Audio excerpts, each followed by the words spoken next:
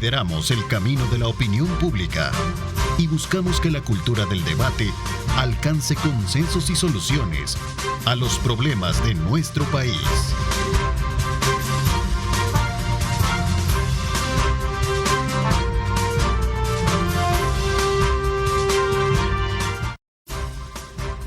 Bueno, qué placer enorme saludarles. Gracias por estar con nosotros en esta preciosa mañana de día viernes. Como siempre, ya cumpliendo la mitad del mes de agosto, cómo corre el tiempo, ¿no? Sin duda alguna, vuela, se acelera. Pues deseamos lo mejor para usted, esperando que se cumplan todas sus metas y sus objetivos. Recuerde colocar a Dios en el centro de sus actividades. Esta mañana, como siempre, queremos darles la más cordial bienvenida a nuestro acostumbrado panel del día viernes. Vladimir Melara, ¿cómo estás? Qué gusto saludarte.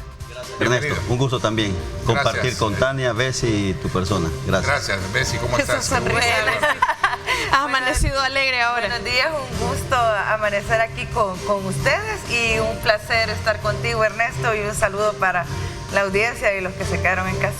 Bueno, gracias también. Saludo a Tania Pastor. ¿Cómo estás, Tania? Bienvenida. Gracias, Ernesto. Gracias a Dios, muy bien. Les mando un saludo a toda la audiencia de Grupo Megavisión, especialmente de este diálogo 21 y este panel especial, ¿verdad?, con Vladimir y Bessie. Así que esperamos tener una conversación muy amena este día. Sin duda alguna. Que no tengo los lentes. Sí, sin duda alguna. Temas muy importantes del país que están gravitando en la agenda nacional. La elección de nuevos magistrados de la Corte Suprema de Justicia, por cierto, la Asamblea ya inició con las entrevistas esta semana, en los cuales son 7 de los magistrados que la Asamblea deberá elegir para que asuman sus cargos el próximo 24 de septiembre. Esto es con relación a la Corte Suprema de Justicia, no así el incumplimiento de tiempos en el Tribunal Supremo Electoral. Entre otros temas importantes, el anuncio de esta inversión millonaria para la modernización de los puertos de Acajutla y también de la Unión Centroamericana por parte del gobierno junto con una empresa extranjera. Temas importantes esta mañana para debatirlos. Quédese con nosotros y vea a continuación el siguiente preámbulo. Más de $1.600 millones serán invertidos para mejorar la capacidad del puerto de Acajutla y reactivar el puerto de la Unión en el oriente del país. El gobierno salvadoreño anunció esta inversión histórica en el marco de la creación de una sociedad de economía mixta con una empresa turca, que dio a conocer también la creación de la Unión Portuaria del Pacífico como parte de la fase 3 del plan económico denominado logística. La inversión, según el gobierno, se ejecutará por etapas y comenzará a finales de este año. En el puerto de Acajutla se modernizará la infraestructura para reducir los tiempos de operación portuaria y triplicar la capacidad de la terminal. Mientras que en el puerto de la Unión se trabajará para aumentar la profundidad y se comprará equipo como grúas, cargadores y retroexcavadoras para activar la terminal. La creación de la Sociedad de Economía Mixta entre el gobierno y la empresa Gilport promete mejorar la finanza del Estado y brindar estabilidad a la economía, que sigue siendo uno de los principales problemas para los salvadoreños. Quienes también enfrentan problemas son los diputados de Nuevas Ideas, que siguen sin definir a los magistrados del Tribunal Supremo Electoral. Y es que la Comisión Política de la Asamblea Legislativa ya tiene en sus manos las ternas que han sido propuestas por el partido Nuevas Ideas, Arena y FMLN. Aquí yo creería que pueden pasar 3 cosas. Una, que decidan modificar la forma de elección. Recordemos que en la legislatura pasada, el último día, reformaron la Constitución y falta la ratificación para que la Constitución se pueda reformar en cualquier momento. Una segunda razón es que quieren elegir de forma parcial. ¿Qué implica esto? Solo elegir a los de Nuevas Ideas y a los 2 representantes de la Corte Suprema de Justicia, después decir que los de los partidos políticos no tienen las credenciales, inventarse algo y buscar otro tipo de terna para no elegir a los de los partidos políticos. La elección de magistrados a la Corte Suprema de Justicia es otro de los temas importantes para el país. Y esta semana, los diputados continuaron con las entrevistas a los aspirantes. Estos y otros temas serán analizados por Tania Pastor, Bessie Ríos y Vladimir Melara en el programa Diálogo 21, conducido por Ernesto López. Reportó Jonathan Cortés. Bien, gracias Jonathan por ese preámbulo que nos pone en perspectiva de los temas importantes que vamos a desarrollar esta mañana.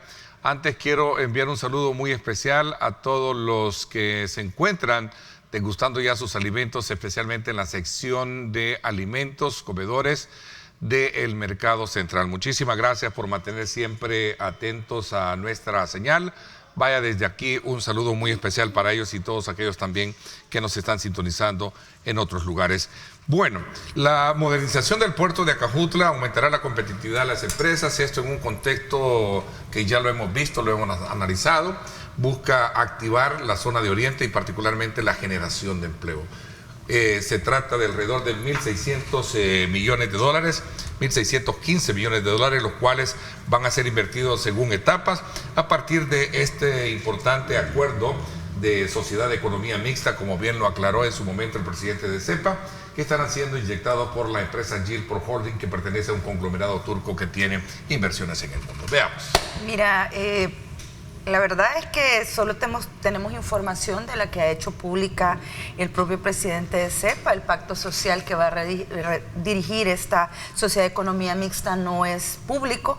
Entonces, más allá del dicho del presidente de CEPA de que tienen derecho, que les van a consultar ciertas decisiones, que van a tener cierta incidencia en la manera en la que se va a manejar esta sociedad de economía mixta, no tenemos certeza de que eso es así. Lo que nos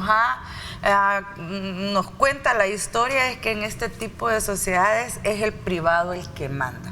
El Estado, que no tiene las condiciones para invertir y necesita que sea el privado el que lo haga, pues pone todo a disposición y no es el que toma las decisiones. Diferente con un socio público-privado que van 50-50 y diferente también con el tema de la concesión, aunque yo ahí tengo mis dudas razonadas, porque esta es una figura muy parecida a la concesión, solo que se salta en la asamblea y hacen una persona jurídica diferente, pero al final del día terminan siendo la empresa privada la que toma las decisiones. Tan es así que la ASI ni se ha opuesto y no ve ningún problema en eso. Ya que los empresarios no vean problema en eso, entonces hay un problema para el ciudadano, ¿verdad? Ojalá que la inversión de verdad sí termine cayendo y llegando a trabajos reales para la población aquí, porque eso se oye bien grande, 1.650 millones, pero es para 50 años. No vienen hoy, no vienen mañana. En 50 años vas a ver esa inversión. Y mucha de esa inversión va a ser en estar dándole mantenimiento a ese puerto mal hecho y mal ubicado. A ver, la ASI, ya que tú lo mencionabas, su presidente Jorge Arriaza en su momento señaló que el sector industrial es el principal cliente del área logística, específicamente del puerto de Acajutla, pero actualmente a demanda de servicios rebasa la capacidad y por eso en algún momento la expectativa es muy importante alrededor del tema, ¿no? Gracias, Ernesto. Buenos días nuevamente. Un saludo también, así como dice Bessie, a todos los que nos sintonizan desde casa y en las redes sociales. Mira, yo creo que aquí vale la pena tocar algunos puntos y para que la gente tenga como más en perspectiva lo que significa este acuerdo, ¿no?, que han firmado la empresa turca con el Estado salvadoreño.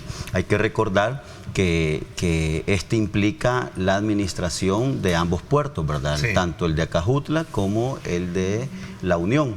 Y aquí yo quiero poner sobre la mesa algunos temas importantes que la población debería conocer. Primero es que a mí me llama la atención cómo se pone en riesgo la administración del puerto de Acajutla, porque todos sabemos que ese puerto es rentable.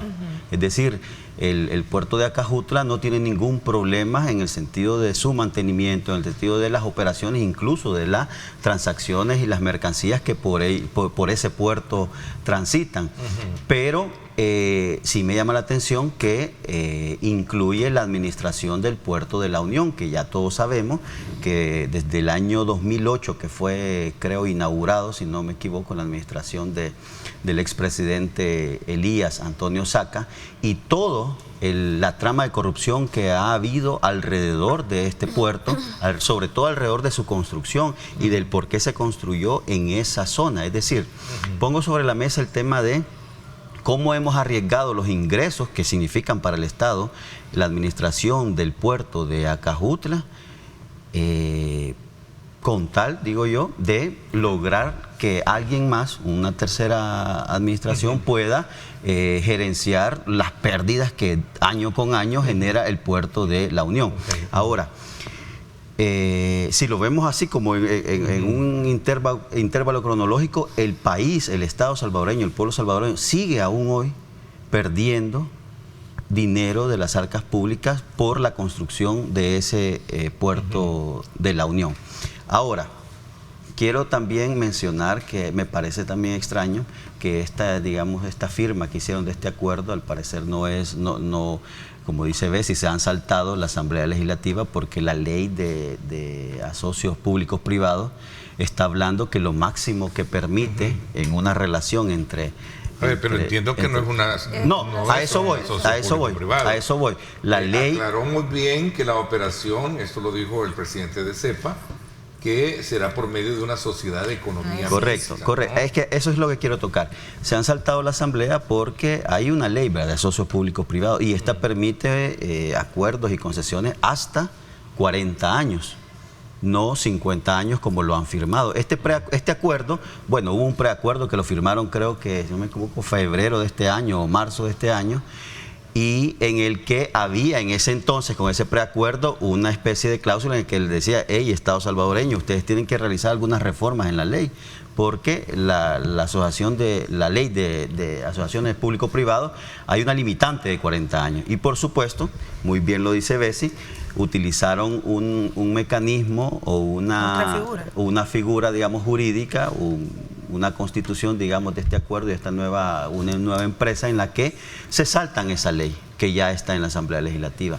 Entonces, es de tener cuidado, porque en 50 años, yo quiero que lo pongamos así, en 50 años posiblemente el presidente de CEPA y nosotros no vamos a estar en Voy a hacerle una pregunta a ambos, y bueno, quizás también Tania tiene que dar su punto de vista, pero no veo en el análisis de ustedes un valor agregado, que es el tema de la inversión que venga a generar empleo, que es el punto medular también que plantea esto. Vamos a ver. Sí, a mí me parece que del lado que se mire es algo completamente beneficioso. Decir que se saltan una ley, pero si también la ley permite que se utilice esta figura de sociedad de economía mixta, no sería tanto saltarse una ley, sino que utilizar una de las opciones que la ley permite.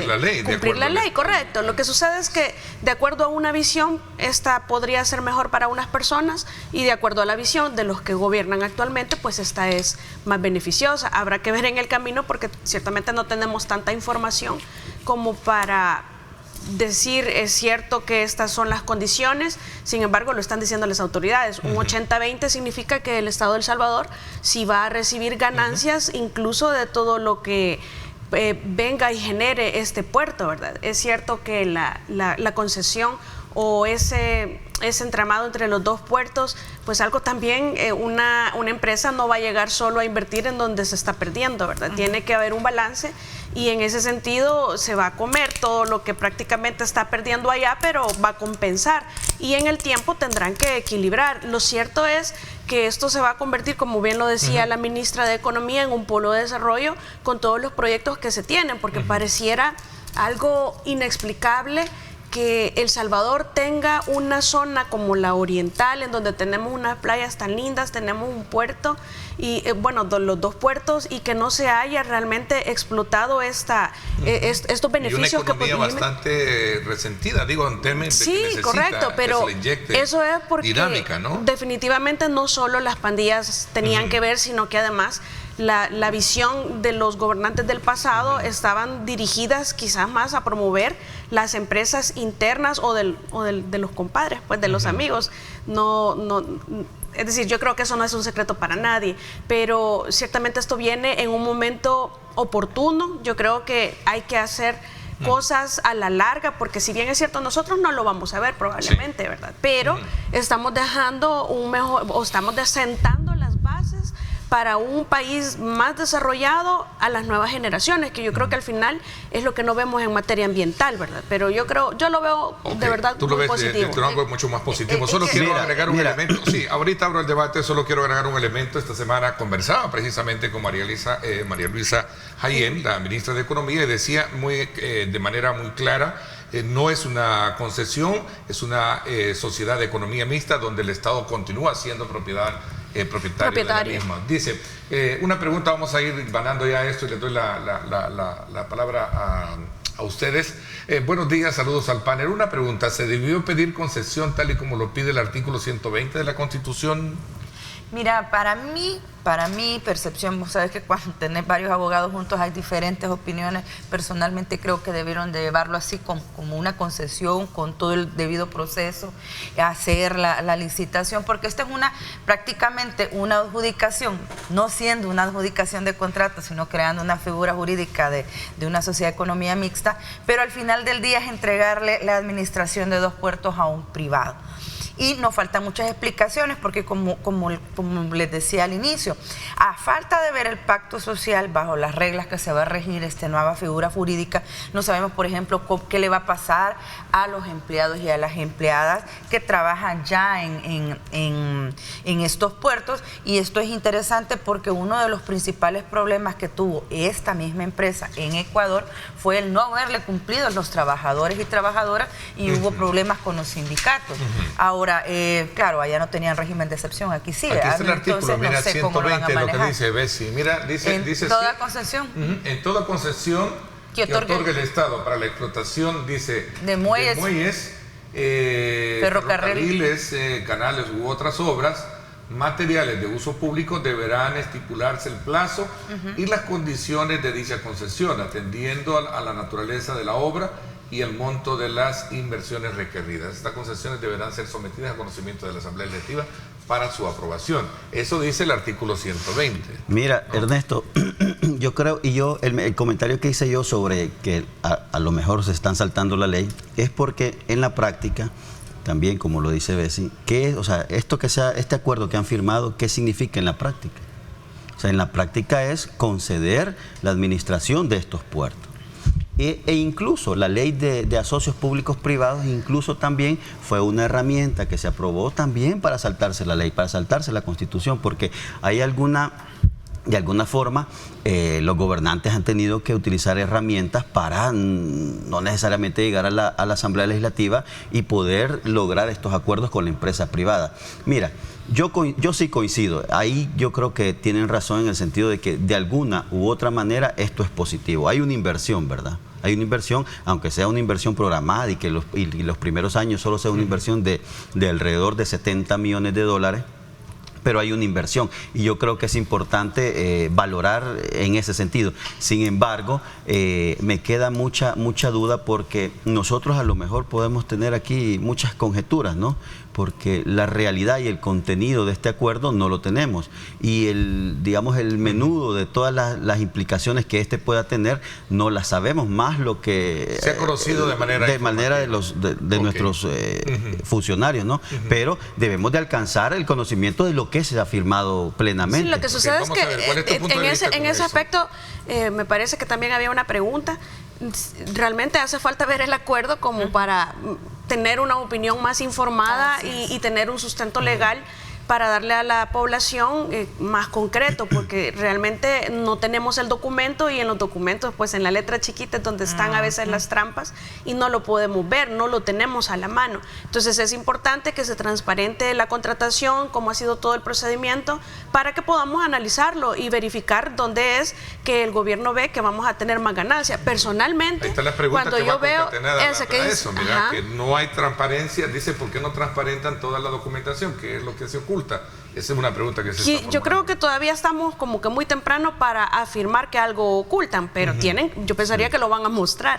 Es un contrato en donde creo que tenemos derecho como ciudadanos conocer cuáles son los pactos a los que se han arribado. Personalmente, cuando yo analizo el tema de la concesión y nos retrotraemos a lo que ha sucedido en el país, a nuestra propia experiencia con el tema de la concesión del servicio público de transporte o con el servicio de transporte público de pasajeros, realmente si el Estado hubiese sido una sociedad, hubiésemos tenido, no solamente el privado hubiese tenido todas las ganancias que ya sabemos que sí tuvieron, sino que también el Estado hubiera sido parte y quizás allí hubiese habido más contraloría o menos manos metidas en ese tema de la concesión, que hasta resultamos teniendo diputados empresariales del tema de transporte, ¿verdad? Pero cuando el Estado tiene interés, yo creo que es más o debería ser más receloso con cómo se están manejando todos los recursos y la administración, porque también es alguien que va a resultar beneficiado o perjudicado del éxito o del fracaso. Es decir, estamos siendo parte de, ya no solo estamos regulando o emitiendo el marco regulatorio por donde se va a regir la concesión, sino que ahora somos parte de pérdidas y ganancias. Entonces yo creo que al Estado le interesa que esto sea exitoso. El problema es que El Salvador ya ha tenido experiencias de esa. O sea, pero ¿con quién, verdad? Bueno, pero yo era te voy a decir que ahora no garantiza un éxito, pero era una sociedad de economía mixta, el tema de Alba Petróleo, el tema de Enepasa, y ese pisto se perdió. Ahí ya no supimos nada y se quedaron allá los venezolanos diciendo dónde está mi pisto y dónde está el petróleo. Pero era privado, digo, en términos No, era una sociedad de economía mixta. Una sociedad de esa misma figura. O sea, tenía participación en el Estado. Así es, y las alcaldías en aquel momento, porque eran las alcaldías. Hay algunos que ahora dicen que son perseguidos políticos. Pero el punto es que ya venimos de esa experiencia. O sea, yo estoy hablando sobre la base de ya nos pasó. Y nos pasó, ¿por qué? Porque esta ley que ve la sociedad de economía mixta es una de estas leyes que son preconstitucionales. Es una ley vieja. Ese sí es un gran problema. ¿Cómo es que vas a regir una sociedad que te va a llevar tus puertos 50 años adelante con una ley que es preconstitucional? Entonces esas son las cosas y la voz de la experiencia, vea, ya no pasó. Igual que con las concesiones, es decir, todo nos ha pasado ya, pero algo hay que hacer. Pero el punto es que no se corrige y aquí vamos... No es que no solamente no se corrige, es que no se sanciona a los corruptos. Pero es que, vaya, mira, ¿cómo corregís eso? O sea, todavía Arena y el FMLN tenían la cantaleta de que no nos han dado los votos, pero estos tienen 3 años de tener los votos y no han corregido todo el sistema o todo el andamiaje legal que permita que esto no vuelva a pasar. Y fíjate que al revésado, porque corregir el andamiaje legal pasa por corregir primero la fuente de todo nuestro andamiaje legal, que es la Constitución. Si nosotros nos ponemos a adecuar todas nuestras leyes, un marco jurídico que esté de verdad complementando todo lo que, o desarrollando todo lo que establece nuestra Constitución, pero después estamos hablando que se tiene que hacer un análisis integral de estudio de reforma de Constitución, tocaría hacer de nuevo lo mismo. Entonces como que vamos un poco atrasados en el tema para poder corregir. ¿Qué pasará con los trabajadores sindicalizados? Es una buena pregunta que creo que sería bueno tocarla. Vamos a hacer una pregunta ahí también, que la vamos a sumar a esa que yo introduzco. Buenos días, señores. Por razones de seguridad nacional no puede manejarse por un privado. No es chino, no es chino. Bueno, una pregunta muy interesante, ¿no? Pero es que no es una pregunta, es una afirmación, pero hace falta el contexto o el fundamento de esa afirmación. ¿Por qué? Mira, yo insisto en el tema de que deberíamos de conocer el acuerdo, ¿verdad? Sí, totalmente. porque estamos... Porque eso nos va a permitir a nosotros tener una mejor reflexión al respecto de este tema. Pero lo que se conoce, e insisto, lastimosamente el pueblo salvadoreño sigue pagando los pecados de nuestros gobernantes. ¿En qué sentido? Y no quiero parecer acá pesimista con este acuerdo. Podemos darle incluso el beneficio de la duda, ¿verdad? Esperemos, abran ese documento y veamos. Y a mí me llama la atención. Los acuerdos vienen desde, yo estaba leyendo, vienen desde el año 2022, creo. Tienen 2 años de estar negociando. Sí, desde que el presidente de hecho, fue a... Mira, y es que es lo que decía yo, hubo un preacuerdo firmado en febrero o marzo, y hasta en ese momento no había claridad sobre el tipo de sociedad que se iba a firmar e incluso si se iban por concesiones o si se iba por asocios públicos privados. Entonces, por eso es que te decía yo, se han saltado la ley porque encontraron un camino que a lo mejor es legal, por supuesto que sí, pero evitando justamente esa restricción que tenía esta ley de asocios públicos privados. Y es que ese es un juego de palabras. Cuando hay algo que no está regulado, no es que tal vez no sea legal. Correcto. Es que no es ilegal. Por eso, a lo mejor es legal. Es un no juego hay de ningún palabras problema. interesante que si hay un hueco ahí. Sí, entonces es que es lo mismo cuando tú te quieres cruzar la calle. Tú te la puedes cruzar justamente por el paso de cebra, pero si no te puedes cruzar poniendo en peligro tu vida. Pero si ven positivo esta inversión, entiendo que nadie te va a decir que no, pero vaya, regresando a una frase que dice Julio Valdivieso, la literalidad de la ley, ahí el 120 dice puertos, administración de puertos. No acepta, digamos. Pero bien, ya encontraron el tema de la sociedad.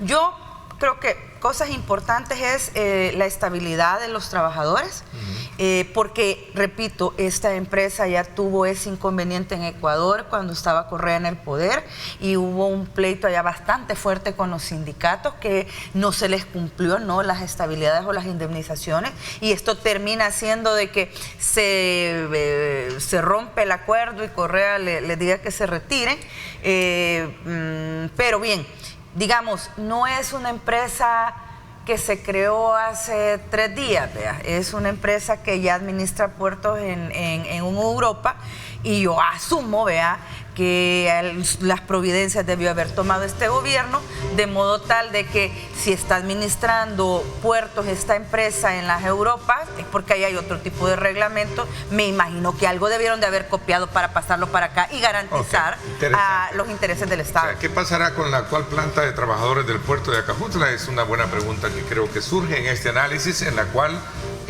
resumo, pues todos lo ven positivo, pero habría que conocer más a fondo en qué consisten todos los acuerdos logrados en esta y los puntos del acuerdo. Claro, y eso fue lo que nos pasó con Enepasa y Alba Petróleos. Que no se conocía al final. Y perdimos. Vamos a ver, una última pregunta de esta sección.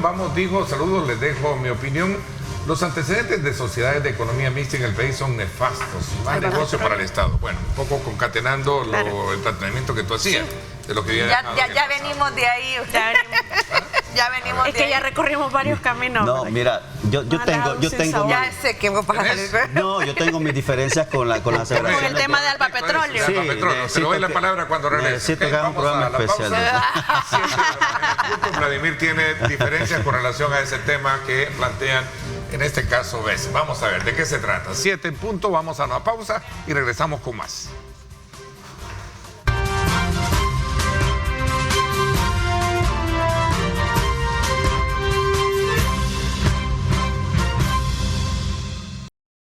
Así es, el café perfecto de la mañana para que usted pueda disfrutarlo a esta hora. Gracias por sintonizarnos.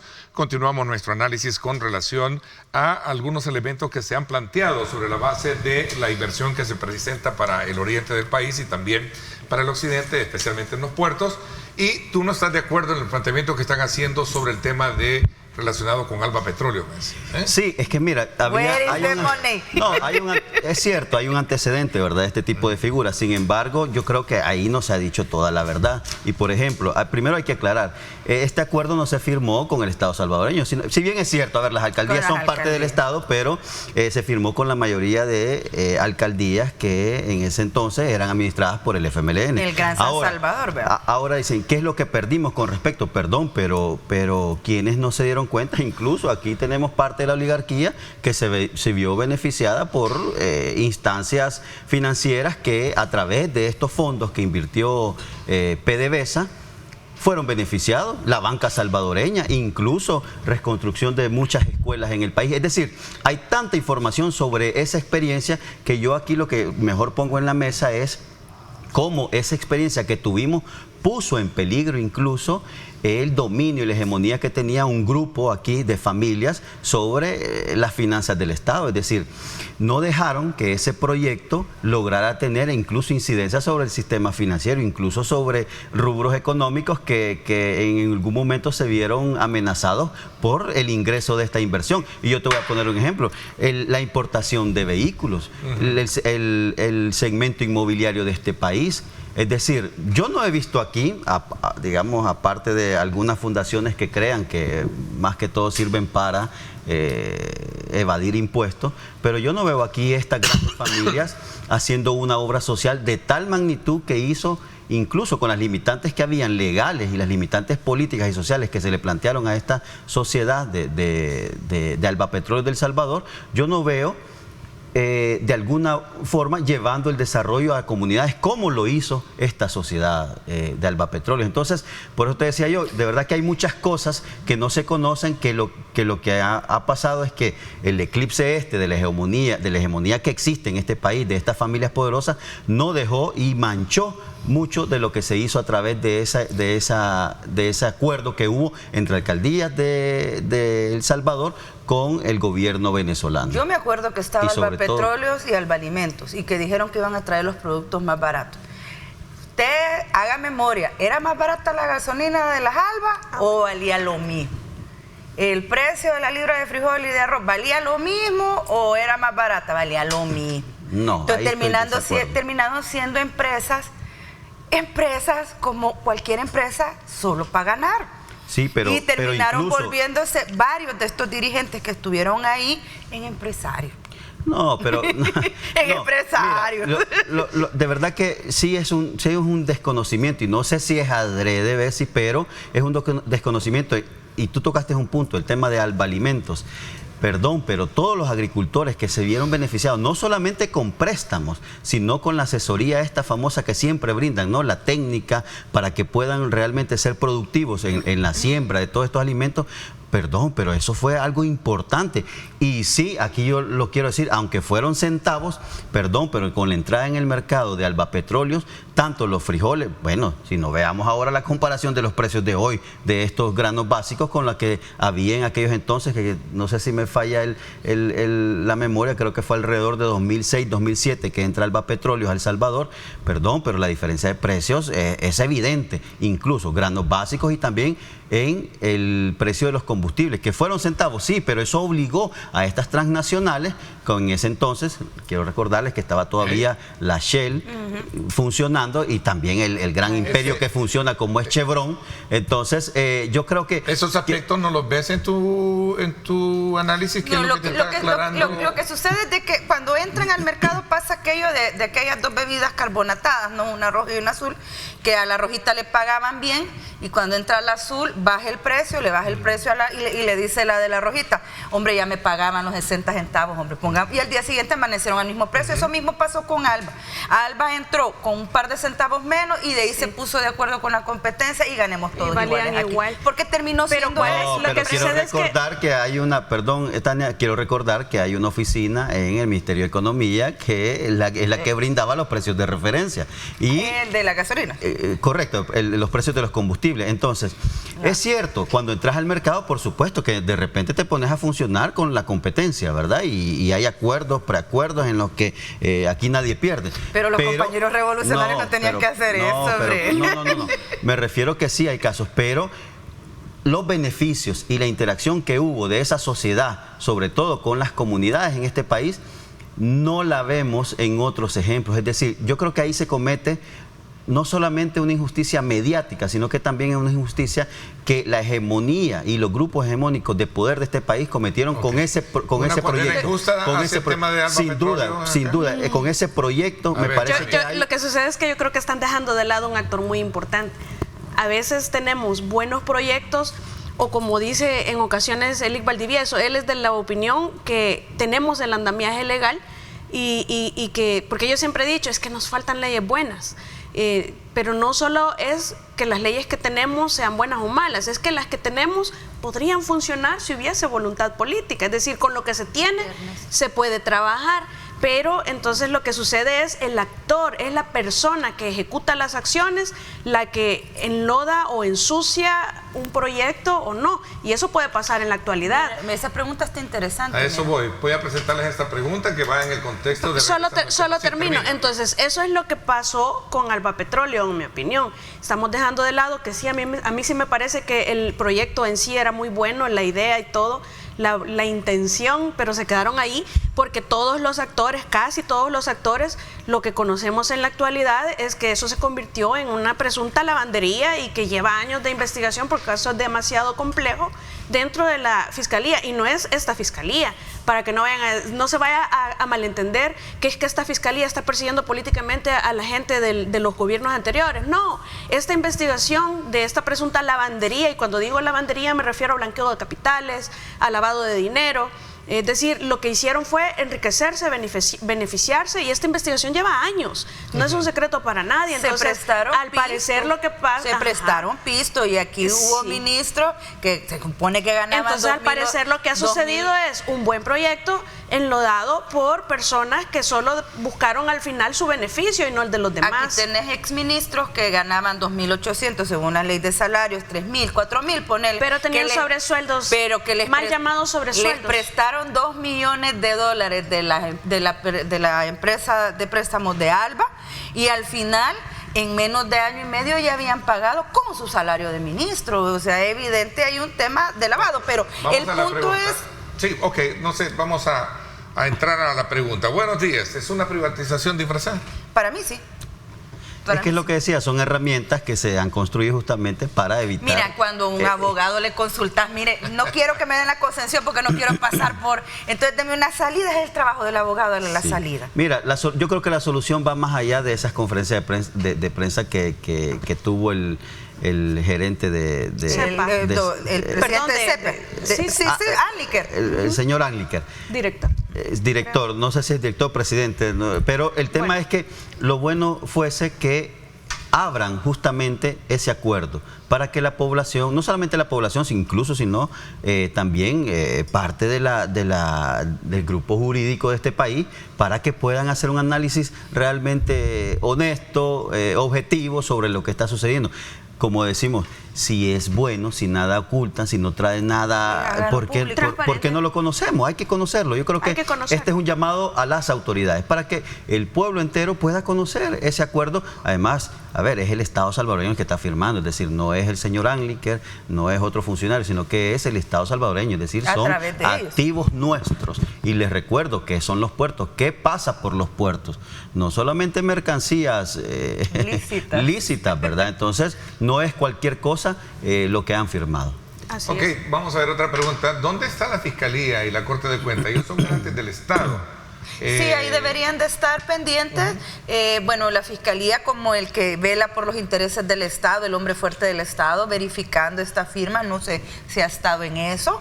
Y la Corte de Cuentas sin duda, porque muy a pesar de que el Estado, digamos, solo tiene una inversión de un 20% o un control de un 20%, al final del día son fondos públicos y los puertos le pertenecen al Estado, entonces caben las auditorías de la Corte de Cuentas de la República, pero habrá que ver, recordemos que la Corte de Cuentas de la República es un oso que suele inverdar bastante tiempo en este país, de manera histórica, es un oso que pasa dormido y como una vez dijo Will Salgado, y solo lo despiertan para ir a fregar al oponente político. Peor hoy que estamos en invierno.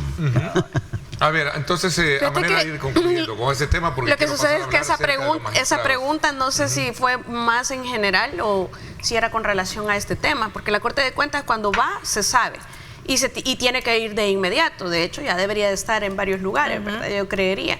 Y la Fiscalía deberíamos estar asumiendo que ya está allí, en todas partes, ¿verdad? Porque la Fiscalía tiene que investigar sin anunciar a veces, porque nosotros exigimos, bueno, ¿y dónde está la Fiscalía? Y quizás esperamos que vengan con bombo y platillo, ¿verdad? Porque en algunos casos como ciudadanos realmente nos molesta ver la inactividad o la falta de pronunciamiento de las autoridades, pero es que en el caso de la Fiscalía sí considero que se le puede excusar cierto silencio, pero temporal, porque eventualmente tiene que salir a decir, bueno, este es el resultado de la investigación y aquí vamos, y entonces empezamos a ver aquellas capturas, ¿verdad? Pero por lo demás, la Corte de Cuentas ya debería de estar en diferentes sitios, pero parece que al igual que el Instituto de Acceso a la Información Pública, no existe. Son las 7 de la mañana con 14 minutos. Pasamos a hacer un análisis en la Asamblea Legislativa ya con relación al inicio de las entrevistas a candidatos a magistrados de la Corte Suprema de Justicia. Esto con el fin de conocer los perfiles de los aspirantes que buscan estar precisamente para el periodo, entiendo, 2024 hasta el 33 serían, ¿no? Sí, corríganme ustedes que son, hasta el 33, ¿verdad? Entonces estamos hablando de 9 años. 9 años. Son 7, digamos, candidatos que deben de ser electos bajo perfil el tercio de 5 que corresponde de acuerdo al periodo, y los dos, uno que falleció y otro que renunció, son 7, más los 10 magistrados, tanto 5 propietarios como 5 suplentes del Tribunal Supremo Electoral. Hablemos de la importancia de sacar mejores perfiles con miras a obtener una buena administración de justicia en el país. Parte de lo que vamos a hablar, sumado también al atraso que se ha tenido con relación al tema de los magistrados del Tribunal Supremo Electoral, que también todavía sigue sin elegirse. Voy a una pausa, gracias por la preferencia que tiene para este programa y la participación muy activa a través de nuestras plataformas digitales. Gracias por acompañarnos.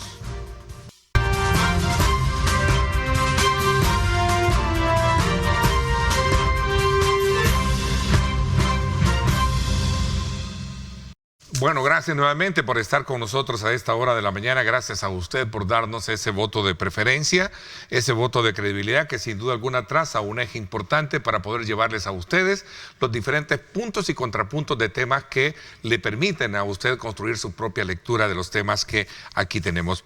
¿Por qué es importante hacer una buena elección para los magistrados de la Corte Suprema de Justicia? Hablamos de un periodo que data de 9 años y que va hasta el 2033. Son 7 cargos los que estarían siendo nombrados. Mira, yo, en primer lugar, para responderte la primera pregunta, ¿por qué es importante tener los mejores perfiles? Porque usted y yo necesitamos tener un juez independiente a la hora que necesitamos que se imparta justicia, a la hora que presentemos un proceso, a la hora que estemos en algún proceso.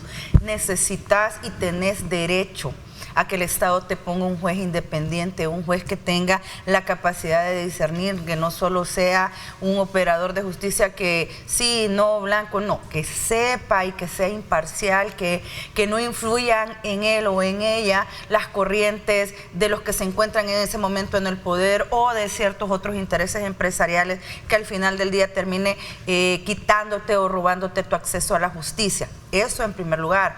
Pero quiero recordar que ahorita estos 7 nuevos magistrados que se van a poner, termina de generar que el último tercio de los 15 magistrados de la Corte Suprema de Justicia serán elegidos por nuevas ideas. Ya con esta elección, los 15 magistrados habrían sido elegidos por este partido político con sus mayorías. Recordemos aquel 1 de mayo de 2021, donde se quitan aquellos 5, se ponen otros y luego se escogen los 5 del periodo que le correspondía a esa legislatura, y ahora van por los que correspondía a esta legislatura, son 15. Pero creo que también quiero hacerle un llamado, que no se les olvide que esta gente que se va ahora y que nadie quiere recordar sus nombres, fueron los que hicieron pleno en la Corte Suprema de Justicia para que los magistrados que llegaron el 1 de mayo de 2021 tuvieran la legitimidad y no fuesen cuestionados en estos cargos, muy a pesar de que estos magistrados en algún momento hablaron de que no eran legítimos los nuevos que se habían escogido, pero se sentaron. Que no se vayan impunemente ni diciendo que los forzaron, porque aquí tenemos periodistas valientes que han señalado el tema de esa elección, de esa remoción en el 1 de mayo de 2021 y la imposición de los nuevos magistrados, pero se les olvida quiénes fueron los que se sentaron y hicieron pleno con ellos. Y estos 5 que se van son tan responsables como lo fue esa asamblea. Así que vaya para ustedes, averigüen los nombres, que no se vayan impunes y que no se vayan diciendo que los obligaron, porque aquí tenés periodistas valientes que arriesgan nada más que su vida para denunciar este tipo de cosas, y ellos teniendo esos salarios, esas prebendas y esos beneficios, le tomaron amor al cargo y no se fueron de ese lugar. Creo que eso es como principal tema. Y luego, bueno, creo que yo no tengo mayor cosa que esperar de la elección de la Asamblea Legislativa. Tienen los números, tienen la capacidad de decidir, se van a elegir afines al actual proyecto. Una pregunta para ti y al resto. ¿Se estará de alguna manera presentando buenos perfiles, buenas personas, digo en términos profesionales, para poder de alguna manera concurrir a un proceso que seguramente debe de tener toda la transparencia y debe de tener toda la apertura para ser bien escrutado por la población? A ver, Tania, tú que tenés abogada también. Sí, fíjate que lamentablemente no he podido ver las entrevistas que se han dado hasta ahora. Voy a ser honesta en ese punto, así que no puedo hablar de cómo están los candidatos. Sí he visto las listas, obviamente hay personas muy calificadas para eso. Lo que sucede es que no siempre las personas más calificadas son las electas, a veces porque tiene que haber un equilibrio entre... Yo siempre he pensado que debe haber un equilibrio entre nuestros jueces, que lo que pasa es que se hacen jueces de carrera, y en el caso de los magistrados, si bien es cierto, deben ser jueces de carrera o haber ejercido la profesión de la abogacía por más de 10 años, o ser autorizados por más de 10 años atrás, también es cierto que se necesita como esa parte de la litis, es decir, hay que conocer las dos caras del muñeco o del monstruo, ¿verdad? Depende cómo lo miren, porque además tiene que ser una persona con conocimiento de cómo se mueve la política en el país, y especialmente lo que dice Bessie, contramayoritario, ¿verdad? Tiene que ser alguien con un temple tal que se pueda oponer y decir, estos son mis principios y esta es mi obligación constitucional y esto es lo que yo voy a cumplir. Y siempre lo voy a repetir, perdiéndole el amor a un cargo público que, si bien es cierto, les da poder, les da estatus, pero no puede ponerse a costa de sus valores y sus principios, estar en una especie de contratación, porque al final es eso, ¿verdad? Una contratación que la ciudadanía hacemos de estos funcionarios a través de la elección que hacemos de diputados, porque para que se tenga claridad en el asunto, lo vamos a repetir para que se recuerde siempre, nosotros cuando elegimos diputados, cada 3 años estamos eligiendo indirectamente a todos esos funcionarios que establece el ordinal 19 del artículo 131 de la Constitución. Dentro de ellos están los magistrados de la Corte Suprema de Justicia, que si nos vamos a ver del artículo 172 de la Constitución en adelante, se establecen los requisitos que debe reunir estas personas. Entonces no estamos hablando nada más de tener y que sean probos o que tengan una instrucción y una moralidad notorias, sino que deben ser también personas cualificadas, lo ha establecido nuestra jurisprudencia, deben ser personas que al menos hayan sido catedráticos, que hayan escrito artículos o libros, que hayan ejercido la magistratura o que hayan ejercido por muchos años el ejercicio profesional independiente de la abogacía. Es decir, son ciertos requisitos que lo califican, que tengan estudios superiores varios o de verdad muy calificados para el área a la que van a ser nombrados, y por eso es que la obligación de la Asamblea está en verificar esos currículum, esas hojas de vida, esos antecedentes, especialmente de aquellos candidatos que han sido funcionarios, porque cuando han sido funcionarios podemos evaluar cómo ha sido su desempeño. Entonces, si el desempeño, por ejemplo, de un candidato en otros cargos ha sido bastante no solo dudoso, sino que deficiente, increíblemente deficiente, entonces, pues obviamente esa persona debería ser en automático no considerada, pero la obligación de la Asamblea es decir, por qué esta persona queda descalificada y por qué que se selecciona, por qué se considera, digamos, tiene un proceso en probidad, o perdón, en el Tribunal de Ética Gubernamental, o recientemente acaba de pagar 2 condenas por ética. ¿Por qué, a pesar de esas condenas, yo considero como Asamblea que esta persona es el mejor perfil que todos los demás, y a todos los demás porque ustedes no fueron el mejor perfil? Eso es fundamental. Okay. Esta pregunta es bien interesante. Mira, ya te doy la palabra, Vladimir. Dice, saludos, una pregunta al panel. ¿Creen que las ternas presentadas por el CNJ cumplen los requisitos constitucionales? Entonces, solo termino antes de contestar esa parte.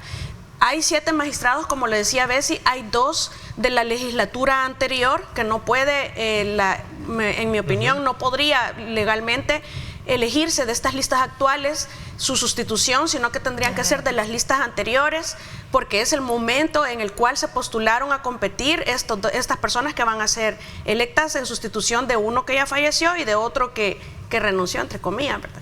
Pero de ahí tendrían que venir estos 2 nuevos nombramientos y su sustituto, estos 2 nuevos nombramientos y estos nuevos 5 que la misma Constitución establece que cada 3 años, es decir, cada vez que hay una legislatura se renueva en la tercera parte la Corte Suprema de Justicia, es decir, eligen 5 sus suplentes, y de ahí sale también el presidente de la Corte Suprema de Justicia, que es a la vez el presidente de la Sala de lo Constitucional, ¿verdad? Entonces, por eso es que van a elegir a 7, porque normalmente solamente se eligen a 5.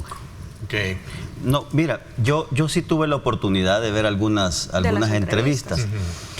Y yo no sé, aquí las abogadas, pero no sé si algún instructivo que haya para que dirigen, ¿no?, el tema de las entrevistas y la selección, pero yo no sé si solo hay una resolución de la Sala pero yo no sé si estas entrevistas, eso es todo lo que digamos, el proceso por el que pasan estos candidatos. ¿Por qué lo digo? Muy a pesar de que hay una sentencia de la Sala donde hubo un checklist de, por ejemplo, el baremo, cómo tenían que hacer las preguntas y todo lo demás. ¿Y por qué lo digo? Porque como tuve la experiencia de ver algunas entrevistas, me quedé... con mal sabor de boca. Me quedé realmente... ¿sorprendido? Un poco frustrado. ¿Sabes por qué? Porque lo que dijo Tania, y aquí hay que ser muy objetivos, hay perfiles que realmente valen la pena.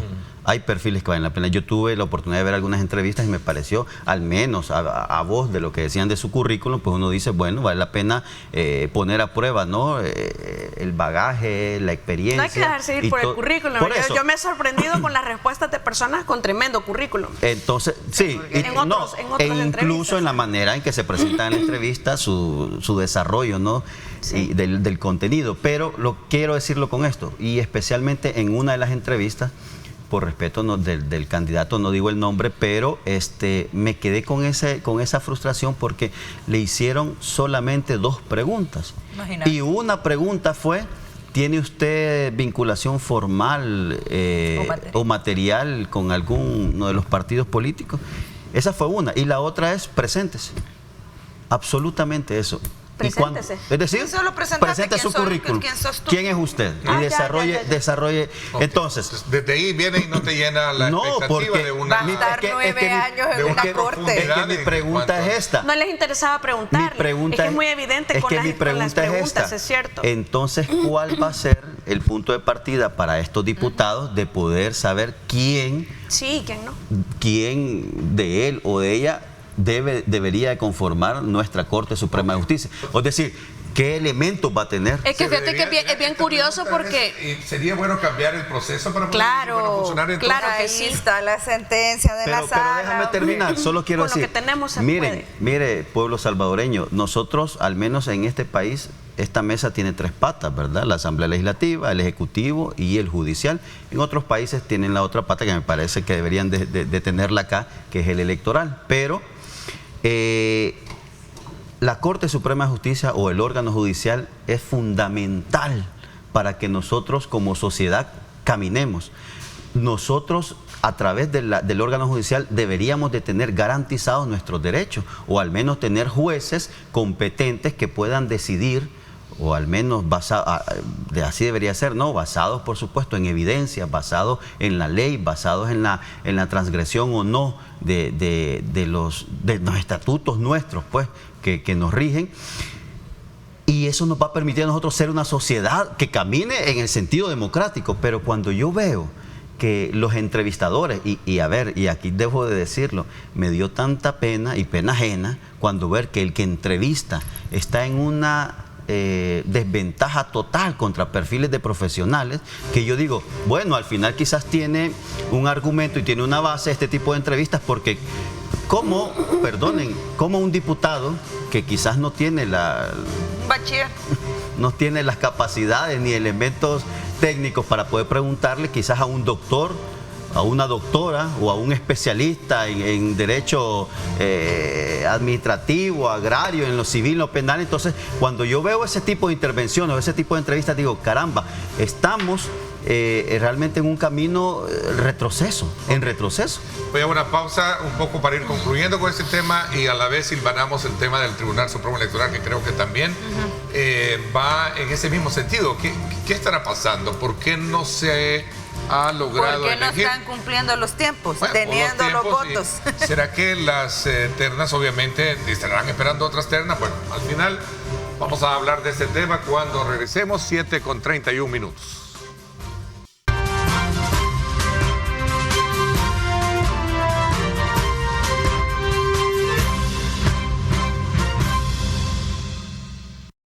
Bien, gracias nuevamente por estar con nosotros a esta hora de la mañana. Vamos a ver, teníamos preguntas, me dice producción por ahí, que están llegando a nuestro número de WhatsApp. Gracias a usted por la preferencia a nuestro programa. Les decía de que a manera de conclusión vamos a ir ganando también el otro tema relacionado con el retroceso de los magistrados del Tribunal Supremo Electoral. Vamos a hacer una pregunta. Dice acá, ¿será, qué dice ahí? ¿Será esa la calidad de justicia que tendremos en el país? Ese es el problema, de que si tú no escoges a los mejores perfiles en razón de su capacidad, sino solo en razón de tu afinidad, es decir, se sigue llevando en este país las elecciones de segundo grado en los mismos términos. No necesariamente queda el que tiene el perfil idóneo para el cargo, sino queda el que tiene los votos. Punto. Y hoy por hoy ni siquiera puedes decir, mire, es cuota de fulano, mengano, sultano. Todas son cuotas de Nuevas Ideas. Todos son en alguna medida con el beneplácito del partido de gobierno. Entonces, ya con esta elección, como les digo, ya serían los 15 magistrados de la Corte los que han sido elegidos por ellos, sin olvidar a estos que se van de manera deshonrosa porque permitieron lo del 1 de mayo de 2021. Y seguir, ¿no? Con el tema de que repitiendo esto, ¿no? Que tienen los números, tienen el poder, tienen todo. No hay una explicación de sentido lógica por la cual se hayan retrasado con la elección del Tribunal Supremo Electoral. Podrás tener la explicación de que, mire, no quisieron aparecer en la foto cumpliendo el 208 de la Constitución, que habla de los 3 partidos que tuvieron los primeros lugares en la elección presidencial, y porque estaban en ese momento con la andanada de ataques por las contrataciones. Pero igual también puede ser, porque un solo partido puede ser, pero todos los partidos tienen corrientes ideológicas diferentes internas, que debe de haber un pleito de cuotas internas. ¿Pero por qué del decís partido. ataques, Bessie? Cuando alguien pide transparencia, no es un No, ataque. en términos generales, eso es lo que... bueno, solamente para aclarar términos, es el tema de, pues sí, como ellos sienten que los atacan por todo, pero el punto no significa que sea un ataque. El punto es que están en un periodo donde se les está pidiendo transparencia. Es el ejercicio de un derecho, correcto. Y no quieren aparecer tomándose la foto, votando por las ternas de arena del FMLN. Esa es una opción. Pero es que la otra también es que dentro de Nuevas Ideas deben de haber corrientes que quieren impulsar sus propias candidaturas dentro del Tribunal Supremo Electoral, y por eso se retiró el decreto. Fíjate que con relación a lo que opinaba a la pregunta anterior, yo siempre he sostenido que hay que cambiar el mecanismo de selección y elección. Lo que sucede es que con lo que tenemos se podría trabajar, pero es que ya vimos que con lo que tenemos se sigue haciendo lo mismo de siempre, elegir a personas por conveniencia y no por capacidad. Entonces yo regreso siempre que el vicio es de origen, el ordinal 19 del artículo 131, que le deja a un órgano de Estado la elección de otro órgano de Estado. Entonces cuando tú tenés 3 órganos que conforman un Estado en total, entonces, pero uno es electo por el otro y ese que es electo no tiene candados que le garanticen permanencia en su cargo, y lo vimos el 1 de mayo, entonces ahí es donde está el problema. Entonces con lo que tenemos se puede trabajar, pero yo consideraría que sí tenemos que revisar el mecanismo de elección y evolucionar a algo que garantice permanencia a las personas, y eso solo se garantiza de 2 modos.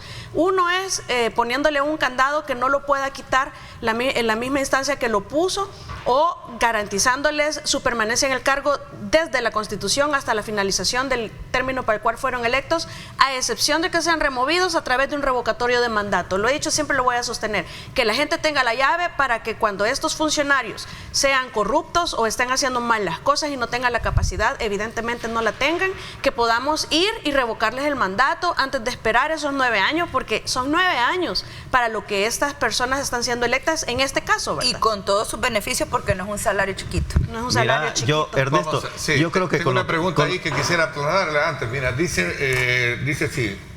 Quiero ver, tengo acá un... Buenos días, en mi opinión. Ningún abogado meridianamente inteligente llegaría a esta corte de ignorantes. Esto tiene que ver con...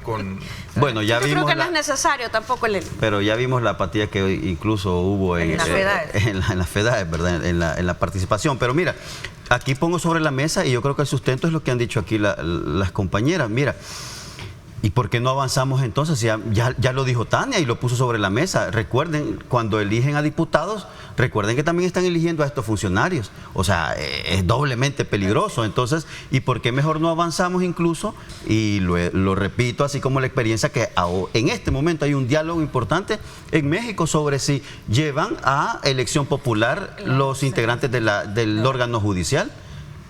Y Tania tenía un argumento al respecto, ¿verdad? Que posiblemente los ciudadanos no podrían estar, pero digamos... pueden, es decir, por eso te digo, de discutirse. Por eso te digo, pero si hoy en esta regla, como las tenemos ahora, implícitamente se le da al ciudadano la elección de ellos, entonces se puede evaluar.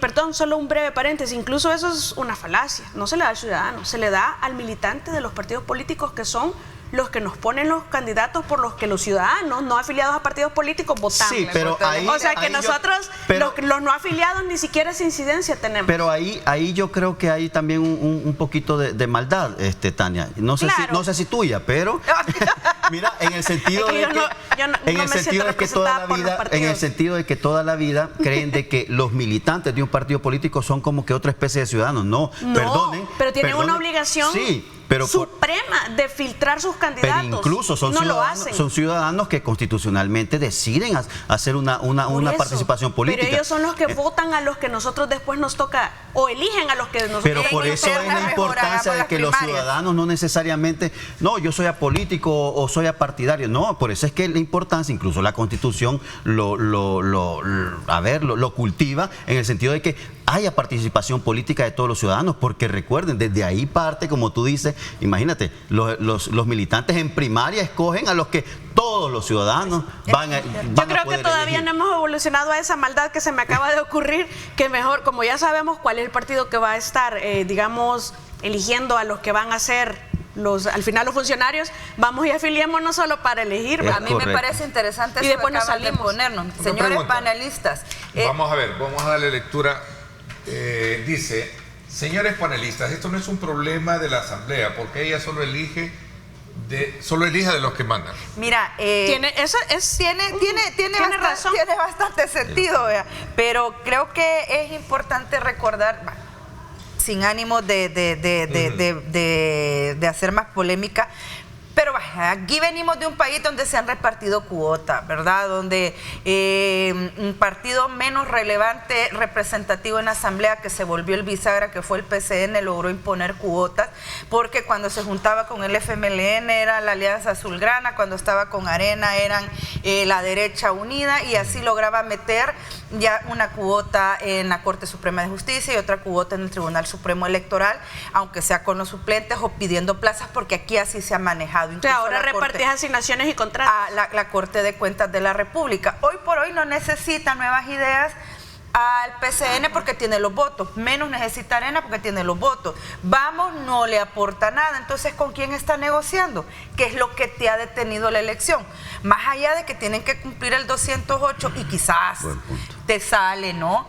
Que vos podrás decir, mire, es que no quieren votar por las ternas, es que no es si quieren o no quieren. Si no quieren, bueno, cambien la Constitución y luego hacen la elección.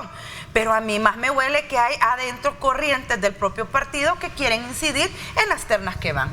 Mira, interesante. Yo creo que más allá de solo las ternas. Interesante lo que dice Bessie. Y ahí sí funcionan los dos de los partidos satélites, ahí sí tienen importancia. Yo te doy un poquito de credibilidad. Vas a dudar de mí. Pero mira, yo creo de que yo lo veo difícil en el sentido de que si el partido de gobierno ha tenido la osadía de hacer lo que ha hecho en el país. Sin ruborizarse. Sí, sin ruborizarse, sin ponerse apenados. Cambiar o poner a los magistrados que sean afines a ellos, yo creo que no es nada. No es nada nuevo. Entonces, es que ese es el punto. El primer día que llegas a la legislatura, te vos la fiscal y una sala, y hoy no votan al tiempo. En lo personal, y esto sí es muy personal, más bien creo yo que es una medición de la coyuntura política que les ha permitido dilatar esta elección. Eso es lo que yo creo.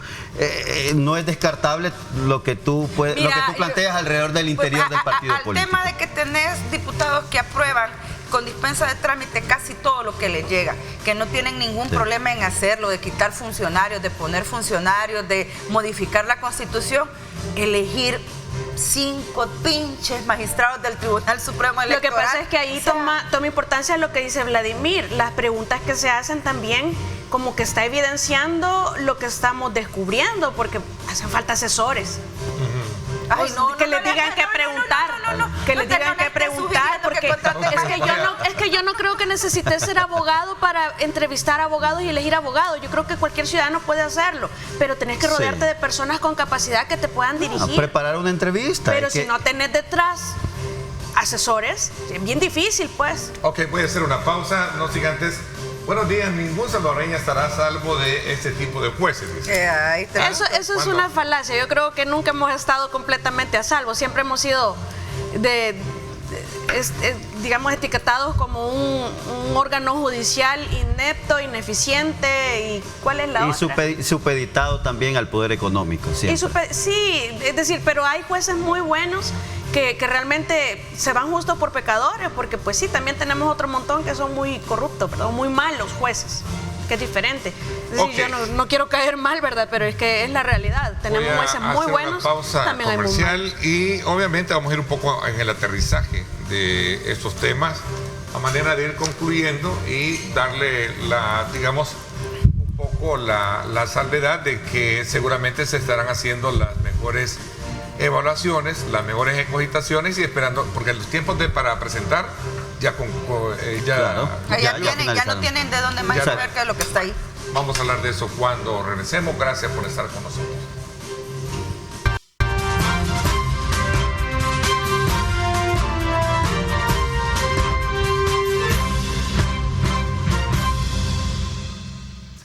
Bien, gracias nuevamente por estar con nosotros a esta hora de la mañana.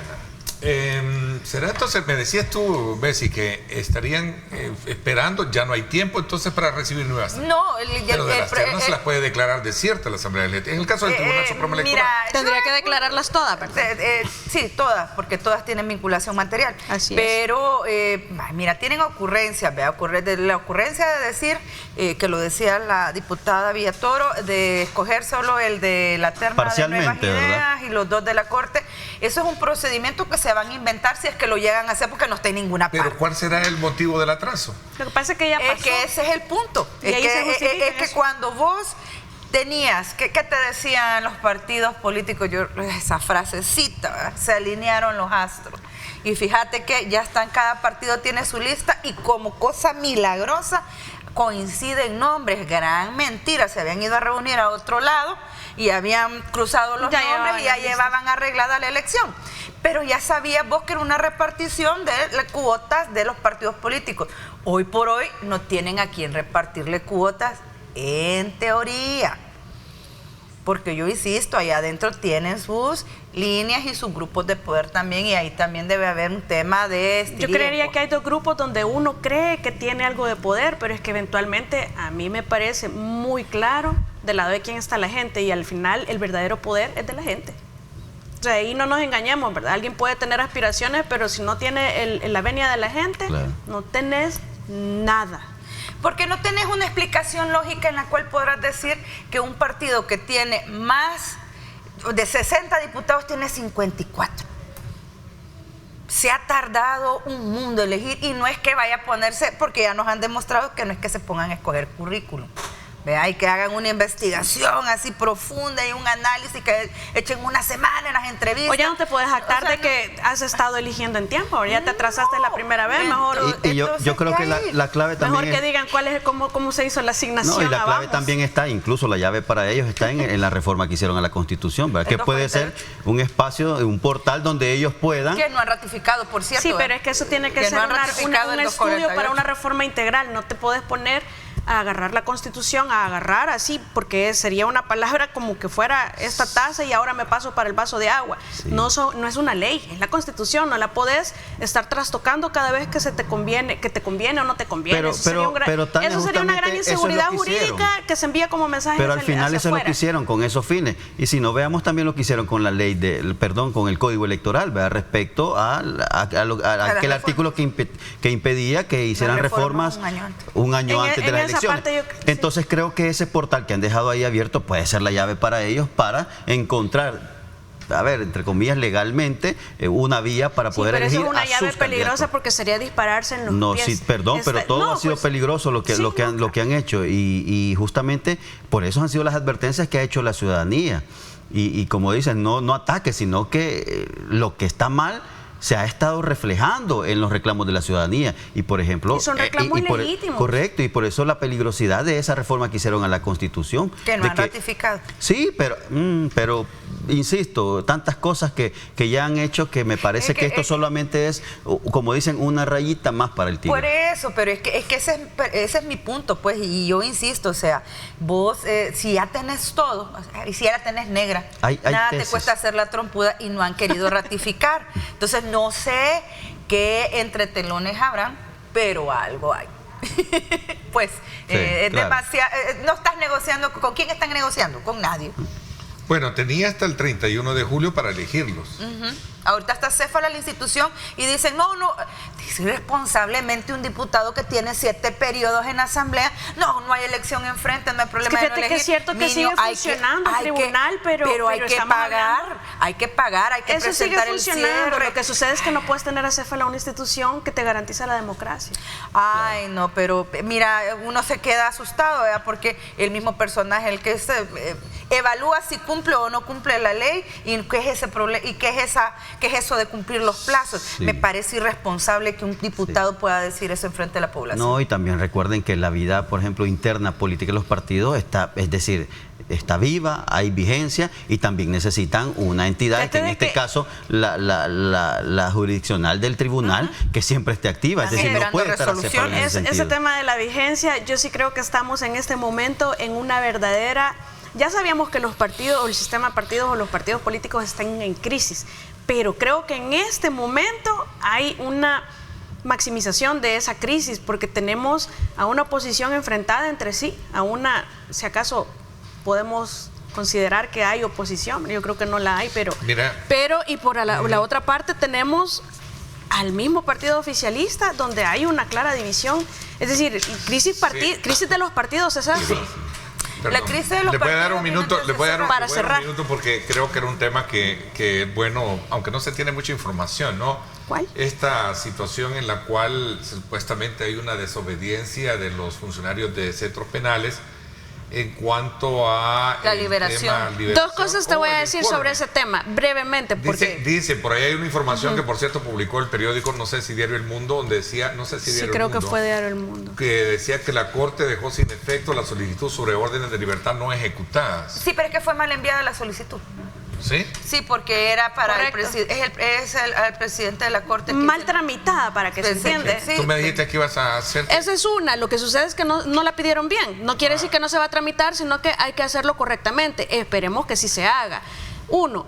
Y 2, precisamente la razón por la que se tiene que hacer es porque no podemos estar viviendo en una realidad en donde las órdenes de los jueces no se están cumpliendo y que no estamos viendo una intervención de la Fiscalía General de la República ante la evidente desobediencia, porque así se llama el delito, desobediencia, o si quieren podemos entrar a discutir si es un incumplimiento de deberes, pero que hay órdenes legítimas dictadas o giradas por los jueces de la República, las hay y muchas, y no se están cumpliendo y eso es delito. Y entonces, esa es una evidencia. Tiene que verificarse, ojalá y en lo que corrigen esta tramitología que han hecho mal, corrijan lo otro que es lo fundamental y dejen en libertad a las personas cuya libertad ha sido ordenada. Y esa desobediencia, Ernesto, es el claro reflejo y la evidencia de que el Estado de Derecho en este país tiene graves heridas para que la dirección de centros penales desobedezca a los jueces. Nunca había pasado. Es gravísimo, es decir, yo no sé si la ciudadanía tiene la dimensión. Y cuando pasaba, hay otro delito que se llama privación de libertad por funcionario o empleado público. Es decir, podemos tener hasta un concurso ahí a ver cuál de los tres le queda mejor, ¿verdad? Y aquí es el llamado, la Fiscalía, ¿qué está haciendo al respecto también, ¿verdad? Como decía Tania, es decir, ¿cuál es el funcionamiento en este sentido? Porque debería ya de estar, al menos tener una posición oficial la Fiscalía sobre este tema, porque no es un caso. Son varios casos. No, son muchos casos. Entonces, sin duda, el Estado de Derecho tiene lesiones graves en este momento. Porque hay otro punto importante que voy a sumar y que siempre lo he dicho. En este momento, ejercer el derecho de defensa material por parte de los abogados que andamos en la calle litigando o que andamos ejerciendo la profesión libremente es imposible. Y esa alternativa que realmente asusta, que se han encontrado, porque pues sí, al final a los jueces les toca aplicar lo que les hacen de leyes en la asamblea.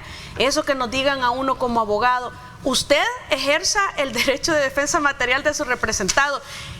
Pero eso no es posible. El derecho de defensa material lo ejerce la persona. Nosotros ejercemos derecho de defensa técnico, pero no tenemos manera de con ese tema. ¿Se espera que haya un nuevo presidente de este órgano de Estado durante este proceso de elección? ¿Un nuevo presidente de la Corte Suprema de Justicia? Yo pensé que de la Asamblea. Es la pregunta, es una pregunta que formulan. Que sea distinto al actual. Sí, claro, es posible. Es que tienen que elegir nuevo presidente de esta Asamblea. Siempre le toca, cada 3 años que asume la nueva legislatura se quitan los 5, se eligen 5, el tercio, ¿verdad? 5 sí, eligen nuevamente al que es actualmente porque presidente, todo lo pueden volver a nombrar. De los 3 años. Conclusiones, 15 segundos. Mira, yo creo que en este programa hemos tocado rápido los temas que están en la coyuntura, pero yo creo que al final siempre hay una reflexión que dejar la ciudadanía. Miren, debemos de analizar justamente toda la semana. Este país tiene una característica especial, no es nada aburrido. Siempre hay cosas que suceden semana a semana y yo creo que los insumos que nosotros ponemos deberían de ser eso, el punto de partida. Todavía no nos explican el gol. Ya. Bueno, definitivamente. Gracias. Bueno, un gusto haberlos acompañado y hay que darle seguimiento a las elecciones de segundo grado y sobre todo a ese tema de que una sola bancada no se ponga de acuerdo. Bueno, interesante, gracias también a ti, Tania, te agradezco muchísimo, gracias a todos y cada uno de ustedes por haber participado en el programa. Como siempre queremos invitarlos a que no se pierdan el programa Pulso Ciudadano con Julio Valdivieso. Esta noche tendrá como invitada a Vanessa Rubio, directora de Movilidad y Seguridad Vial de El Salvador. Un tema muy importante que tiene que ver mucho con la forma en cómo conducir, cómo nos conducimos, las condiciones que están nuestra infraestructura también. Así que no se lo pierda hoy, 8 de la noche por Canal 21 y 9 de la noche, Julio Valdivieso con la directora de Movilidad y Seguridad Vial, Vanessa Rubio. Vamos desde luego a despedirnos, no sin antes agradecerles esa fiel sintonía en nuestro programa y desearles un feliz fin de semana. Gracias, pásenla bien y como siempre recuerden lo más importante, amar a Dios sobre todas las cosas. Lideramos el camino de la opinión pública y buscamos que la cultura del debate alcance consensos y soluciones a los problemas de nuestro país.